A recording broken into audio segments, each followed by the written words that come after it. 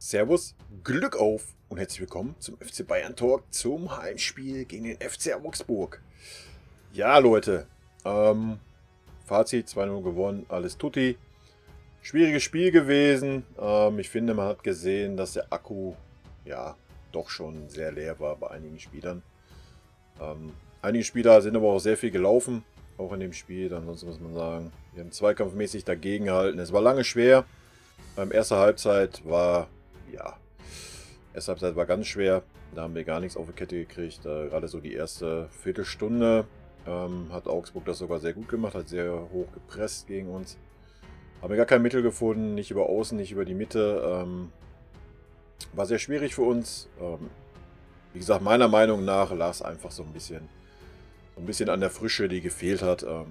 Die Augsburger waren fitter, hatte ich so das Gefühl. Und ja, mit Anfang zweiter Halbzeit, die Augsburger sind natürlich die erste Halbzeit gut viel gelaufen und dann hat sich so ein bisschen ausgeglichen. Wir sind stärker geworden, hatten dann auch die eine oder andere Chance, haben 2 Hütten dann im Endeffekt gemacht. Wobei man sagen muss, dass der Neuer uns auch den Arsch gerettet hat beim Stand von 1:0, ja, dass er den einen noch gehalten hat. Aber generell, zweite Halbzeit muss man sagen, hätten wir 3, 4 Dinger machen müssen. Ja, allein der Gnabry hat 4 Dinger gehabt, wovon er hätte 2 machen müssen. Aber nichtsdestotrotz, der Gnabry hat ein gutes Spiel gemacht, wie ich fand. Ist sehr viel gelaufen, hat sehr viel sich angeboten, auch immer variabel gewesen. Er hat auch sehr gut mit nach hinten gearbeitet, ja, was ich ja sonst immer ein bisschen moniert habe. Hat mir sehr gut gefallen. Ansonsten, Lichtblick war wie immer Thiago. Wir lassen mal erste Halbzeit außen vor. Ja? Erste Halbzeit war kollektiv Durchschnitt. Ja, das ist einfach so. Das war nicht schlecht, war nicht gut, war Durchschnitt. Meiner Meinung nach. Da ist auch keiner groß herausgestochen. Zweite Halbzeit, ja, wie ich sagte, Gnabry war gut. Zweite Halbzeit. In der ersten Halbzeit, wen man da vielleicht ein bisschen rausheben kann, ist in meinen Augen noch Coutinho. War so der Einzige, der irgendwie Bock hatte vorne, der sehr variabel war, sich sehr viel bewegt hat.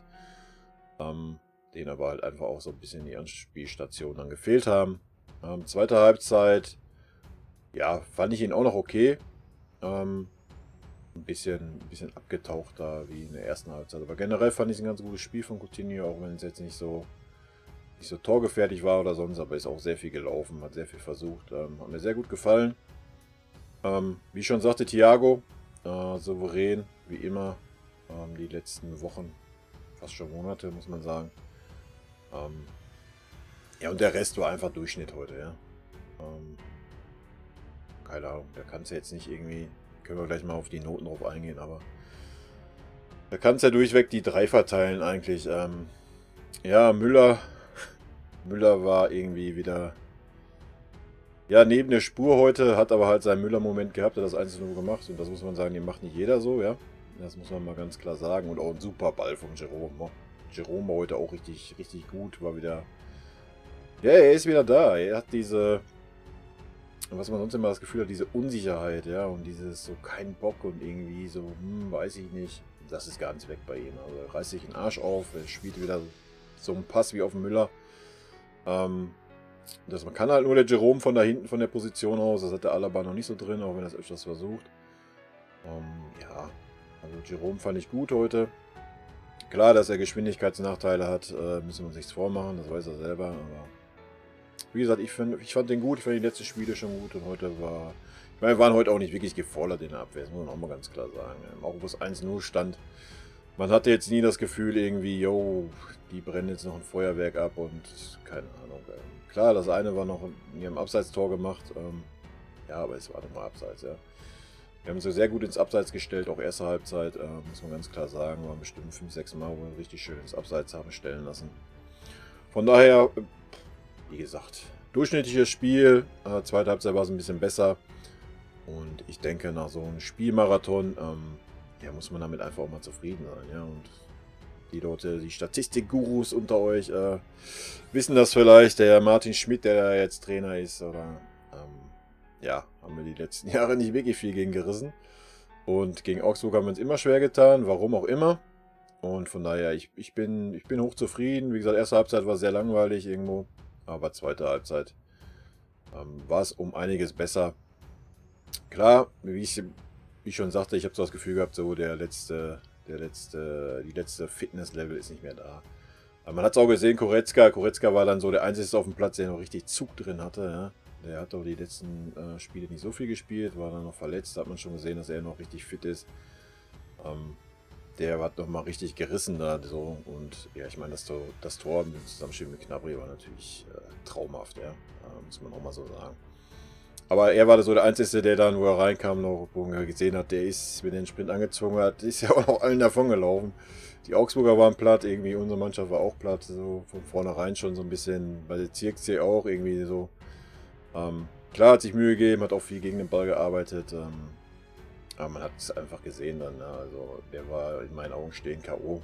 und ja, ich hatte so das Gefühl von der ganzen Mannschaft halt einfach, ne. Aber wie ich schon sagte, absolut verständlich, Leute. Und ich habe nichts zu meckern heute. Wir gehen mal auf die Statistiken und dann gehen wir mal auf die Noten noch ein. Aber wie gesagt, das 2-0, ja. Müller, Goretzka. Beide Tore schön, ja. Keine Larifari-Tore. Wie gesagt, das erste Tor, was der Jerome da für den Ball steht. Und den muss halt auch erstmal machen. Aber das ist wieder so ein Müller-Ding. Der kriegt das ganze Spiel nicht einen Ball zum Mitspieler, gewinnt nicht einen Zweikampf und dann macht er so ein Ding rein. Ne? Das wäre so originaler Müller. Ballbesitz 74 zu 25. Joa, ist schon mehr, ist schon standesgemäß. Wobei da echt viel Geschiebe war, muss man sagen. Ne? Und wenn man fair ist, so die erste Viertelstunde, ersten 20 Minuten, hatten wir 0:3 Torschüsse und 0:2 Ecken für Augsburg. Also von daher waren jetzt aber auch keine wirklichen Torschüsse. Ja? Also Rückpässe. Zweikämpfe gewonnen, 61% ist stark. Ja, wir hatten auch in der ersten Halbzeit schon mehr Zweikämpfe gewonnen wie Augsburg. Schüsse insgesamt 18,6, Schüsse aufs Tor 6,2. Ja, keine Ahnung, was die da immer als Schüsse zählen. Aufs Tor 6. Ja, wie gesagt, zweite Halbzeit hatten wir echt noch ein paar gute Chancen. Ja, gerade der Gnabry. 9:4 Ecken, 25:12 Flanken. Ja, Flanken war da heute gar nichts, muss man fairerweise sagen. Die Ecken von Kimmich waren Schrott. Weiß auch nicht, was der immer noch die Ecken schießt da durchgehend. Ich meine, der Coutinho kann auch eine Ecke schießen. Ja? Und ob der Coutinho da im Strafraum steht oder nicht, mit seinen 1,40 Meter gefühlt, weiß ich auch nicht, ob das alles so sinnig ist. Gut, er steht meistens kurz, steht nicht im Strafraum, aber trotzdem, ich verstehe nicht, warum der Kimmich da der Eckengott sein muss bei uns. Ja, so gut sehe ich die Ecken jetzt nicht. Meine Meinung. Da könnte man ruhig mal ein bisschen durchwechseln. Ich denke, wir werden auch noch den einen oder anderen im Team haben, der eine Ecke schießen kann. Ja, ansonsten Flanken, ja, 25 Flanken, ich keine Ahnung, ich habe nicht eine gute Flanke gesehen heute. Das muss man mal fairerweise so sagen. Von Davis kam nicht eine Flanke, nicht ein Ding an.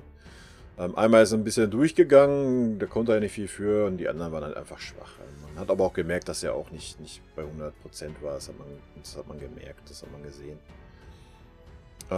Pavard war auch nicht bei 100%, hat sich aber richtig den Arsch aufgerissen, muss man mal sagen, was der wieder geackert ist. Ich weiß nicht, ich müsste mal eine andere Seite raussuchen mit so Laufstatistiken. Also gefühlt ist der hoch und runter gerannt wie ein Idiot. Aber flankenmäßig kam da auch nicht viel, ja. Muss man fairerweise so sagen. Alaba hat dann auch nochmal 1, 2 so aus dem Halbfeld oder so. Ja, Halbfeld kann man sagen, aber wie gesagt, flankenmäßig war nicht viel da. Generell, Zirkzee hat auch nicht wirklich einen Ball gekriegt. Ja, einmal war es knapp noch, einmal war er noch dran, hat er noch versucht.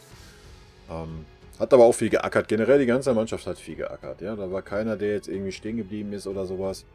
Obwohl man halt das Gefühl hatte, dass sie nicht bei 100% waren von der Fitness her. Aber trotzdem haben sie sich den Arsch aufgerissen. Und das mussten sie heute auch. Ja? Das muss man auch mal so klar sagen, sonst hätten wir das Spiel nicht gewonnen. Und machen wir uns nichts vor, solche Spiele entscheiden dann am Ende, ne? Ich meine, wir haben jetzt 4 Punkte vor Dortmund. Das ist mal wieder Bayern-Dortmund. Der Rest ist so ein bisschen schon weg. Ja, und selbst wenn wir jetzt das Spiel gegen Dortmund verlieren, so hätten wir immer noch einen Punkt vor. Also von daher sieht es aktuell ganz gut aus. Gut, Schüsse gesamt. 8 Gnabry, 3 Müller, 2 Coutinho. Ja, spiegelt das so wieder. Wie gesagt, Gnabry hatte echt dicke Dinger. Hat heute einfach ein bisschen Ja, ich schiebe das auch auf die Fitness, ja. Vielleicht auch vom Kopf her einfach so die Konzentration nach so vielen Spielen in so kurzer Zeit. Muss man halt einfach verstehen, auch wenn man es so als Normalsterblicher nicht nachvollziehen kann und sich da manchmal aufregt, dass die, was weiß ich, wie viel Millionen im Jahr verdienen. Aber es ist einfach menschlich, ja, und mein Gott, wir haben 2-0 gewonnen, ist alles gut. Müller 3, Coutinho 2, ja. Ja, wie sieht man ja wieder, guckt euch das an, ne? Wieder Thiago 12 Zweikämpfe gewonnen. Kimmich sieht man hier gar nicht. Ja, Kimmich war heute, ja, war so der ein bisschen abgefallen ist, muss ich fairerweise sagen. Schöne Grüße an Icke, wo? Hast du heute wieder gut abgelästert über Kimmich, wa?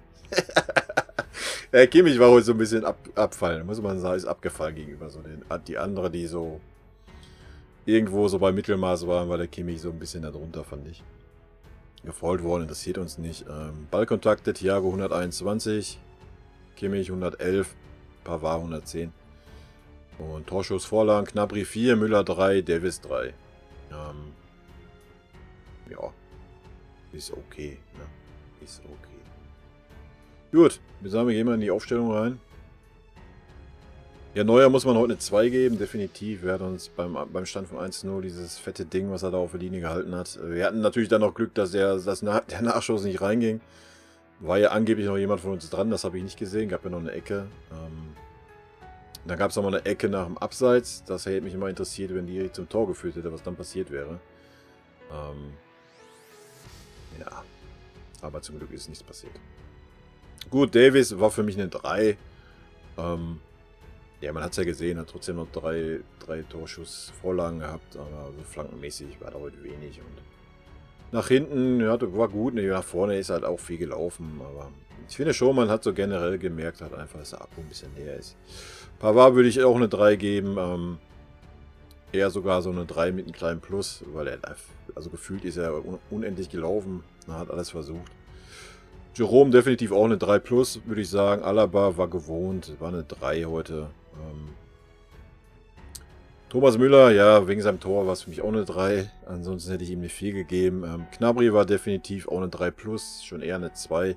Hätte ein Tor gemacht, definitiv eine 2. So, er ist viel gelaufen, hat auch viel geackert, hat mir sehr gut gefallen. Auch mal links, mal rechts, mal mittig. War gut, hat halt einfach das Abschlussglück heute gefehlt. Kimmich war für mich eine 4. War jetzt nicht super schlecht, also ist ausreichend gewesen, aber war jetzt auch nicht so. Ja, wenn man das mit dem Thiago vergleicht, ich meine, Thiago war heute auch nicht so überragend wie sonst. Ich würde ihm aber trotzdem heute eine 2 geben. Ihr habt es gesehen, allein die 12 gewonnenen Zweikämpfe mit Abstand die meisten. Coutinho würde ich auch eine 3 geben. Eine glatte 3, das war okay, das war halt befriedigend. Zirkzee, noch nicht mal zum Bild drin, was ist hier los? FC Bayern. Ja? Ist für mich auch eine 3. Ja? Vielleicht eine 3 mit einem kleinen Minus. Hat sich bemüht, hat viel versucht zu pressen gegen den Ball. Generell hat man aber, woran man das auch gesehen hat, dass nicht so die Fitness da war. Wir haben schlecht gepresst heute. Ja? Dann sind vielleicht mal einer oder zwei sind angelaufen. Hätten wir das Spiel vor 2 Wochen gehabt, wäre das ganz anders gelaufen. Ich finde, das hat man auch schon gegen Schalke gemerkt gehabt. Ja, und dann jetzt ist einfach so, muss man hinnehmen.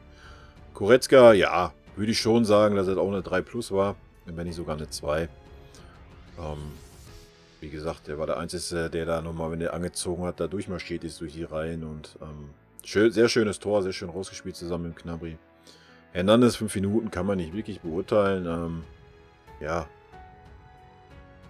ich weiß gar nicht, ich glaube, ich habe ihn in einem Zweikampf mal gesehen oder so. Martinez genauso, obwohl Martinez, muss man sagen, der war sofort präsent, die 5 Minuten. Ne? Hat sofort die Bälle verteilt. Auch wo die Augsburger nochmal gedrückt haben, so ein bisschen ganz ruhig, ganz easy peasy, die Bälle verteilen nach vorne. Ja, aber ihr wisst ja, ich bin ja eh Xavi-Fan. Ne? Also wegen mir kann er noch 5 Jahre verlängern. Also klar fehlt ihm so der Speed, aber allein was der an Stellungsspiel hat und ja, Top-Mann, Leute. Top-Mann! Kann's nicht anders sagen. Für mich. Weiß nicht, wie ihr das seht. Ich wäre sehr traurig, wenn er geht nach der Saison. Ich hoffe, er bleibt. Und ich denke auch, er würde gerne bleiben. Ja. Ich gucke mal eben hier.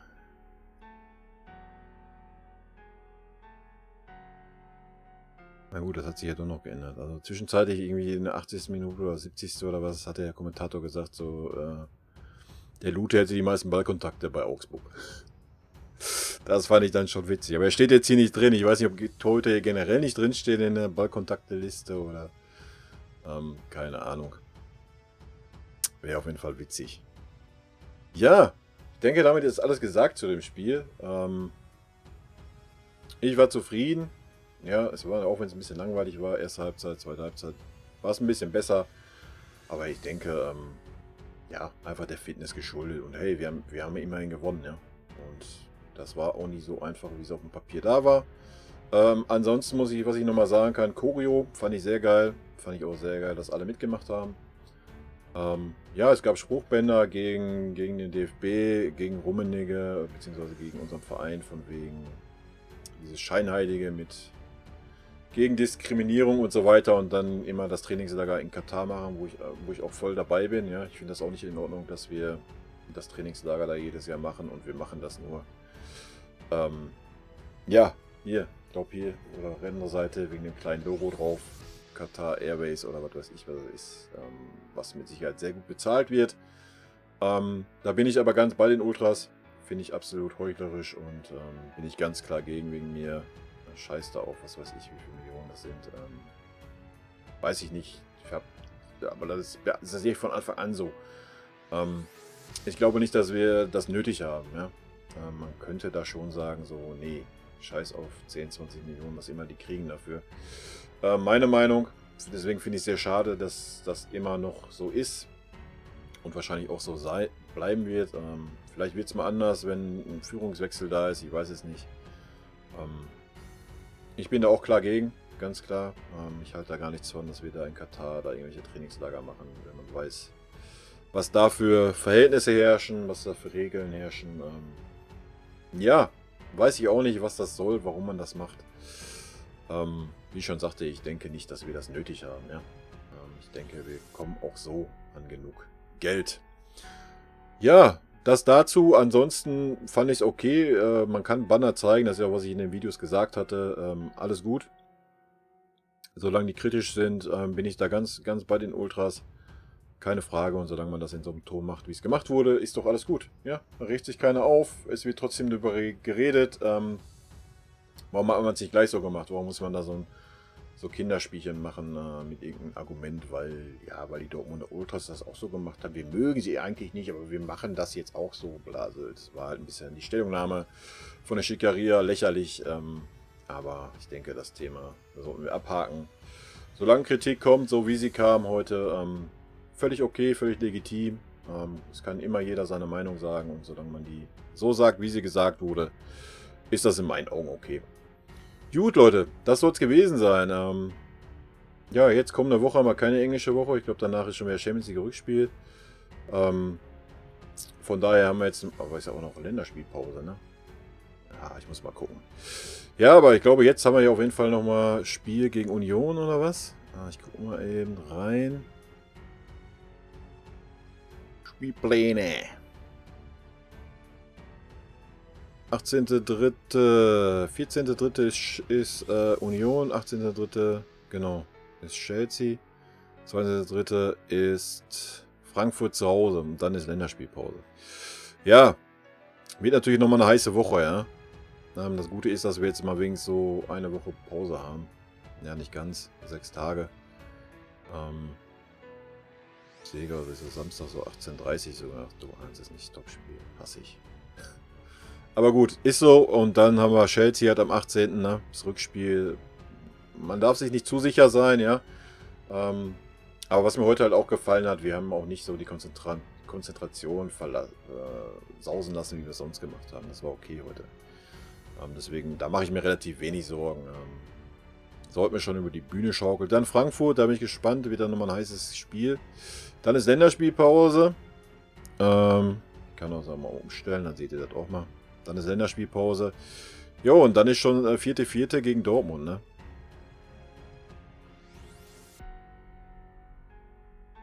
Noch sehe ich jetzt erst, Alter, dass wir Frankfurt spielen im DFB-Pokal. War heute Auslosung? Hab ich gar nicht mitgekriegt, ne? So weit ist schon. Ja, ich denke mal, wenn wir bis dahin, wie gesagt, gegen Frankfurt, zu Hause musste Frankfurt schlagen eigentlich.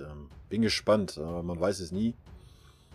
Aber wenn wir bis dahin diese 4 Punkte haben, bis zum Spiel in Dortmund kannst du halt verlieren, machen wir uns nichts vor, Leute. Schön wäre, wenn wir natürlich ein Unentschieden spielen. Da wäre ich schon zufrieden mit. Ein Sieg wäre natürlich traumhaft, aber ja, mal abwarten. Ich meine, der Vorteil oder Nachteil, werden wir sehen, ist halt, dass da Länderspielpause ist.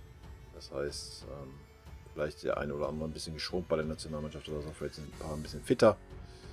Aber ist natürlich bei Dortmund genauso. Danach dann Düsseldorf und so weiter, ja. In Leverkusen wird nochmal heißes Eisen. Gladbach zu Hause. Könnte auch ein heißes Eisen werden, aber immerhin zu Hause. Ja, und dann sieht es gut aus, Leute. Ja. Also alle Chancen. Meine Prognose war ja, dass wir kein Meister wären. Aktuell sieht es ja gut aus und ich feiere die Meisterschaft, Leute, wenn sie kommt. Ja? Die 8. in Folge. Wegen mir können wir die 10 voll machen. Wegen mir können wir auch die 20 voll machen. Wenn die anderen Clubs nicht in der Lage sind, dagegen zu halten, dann ist das so. Aber noch ist es ein langer Weg. 4 Punkte. Ich kann ja auch mal kurz Tabelle einschmeißen hier. Ja, 5 vor Leipzig. Aber Leipzig enttäuscht mich maßlos in der Rückrunde, bin ich ganz ehrlich. So unkonstant, ja, weiß ich nicht. Sehe ich nicht mehr als wirklich einen ernsten Konkurrenten. Also, Leverkusen ist eh zu weit weg. Die Gladbacher haben noch ihr Nachholspiel, 49, ist aber auch 6 Punkte. Also, das glaube ich auch nicht, dass die uns dann noch gefährlich werden. Also, aktuell sieht es so aus, als wenn es auf einen Zweikampf zwischen uns und Dortmund hinausläuft. Das ist so meine Prognose. Klar darf man die Leipziger nicht abschreiben, vielleicht kriegen sie nochmal die Kurve oder was.